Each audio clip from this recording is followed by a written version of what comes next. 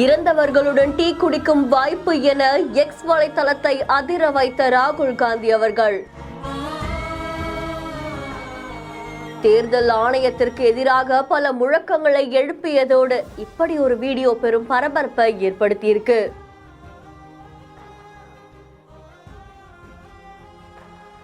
குற்றச்சாட்டு குறித்து விளக்கம் அளிக்க ராகுல் காந்திக்கு அனுப்பப்பட்ட நோட்டீஸ்.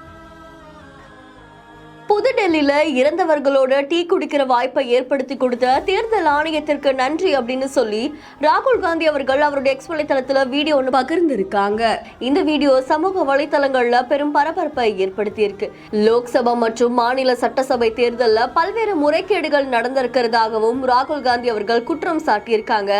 இதுக்கு பல்வேறு தரப்பினர் ஆதரவு தெரிவிச்சுட்டு வரதாகவும் தெரிவிக்கப்பட்டிருக்கு. போலி வாக்காளர், போலி முகவரி, ஒரே முகவரியில் அதிக வாக்காளர்கள் அப்படின்னு பல்வேறு புகார்களையுமே ராகுல் காந்தி அவர்கள் தெரிவிச்சிருந்தாங்க.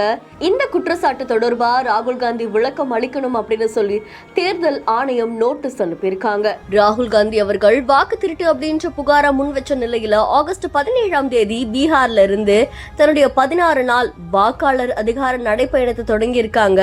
கிட்டத்தட்ட 1300 கிலோமீட்டர் தூரம் வரைக்கும் பயணிச்சு செப்டம்பர் 1ஆம் தேதி பாட்னால நடைபெறக்கூடிய மெகா பேரணியோட இது முடிவடையும் அப்படின்ற மாதிரியும் தெரிவிக்கப்பட்டிருக்கு. இந்த பேரணியை லால் பிரசாத் யாதவ் அவர்கள் தொடங்கி வச்சிருக்காங்க. ராகுல் காந்தி அவர்கள் 3வது நாளா நவாடால பேரணி மேற்கொண்டுட்டு இருக்காங்க. செய்தி தொடர்பான உங்களுடைய கருத்துக்களை கமெண்ட்ல சொல்லுங்க. மேலும் செய்திகளுக்கு பிஹேண்ட் ஃபாலோ பண்ணிக்கோங்க. செய்திகளை வழங்குவோர் Lexco holidays, MCR pure cotton club, doctor Shri Varma wellness.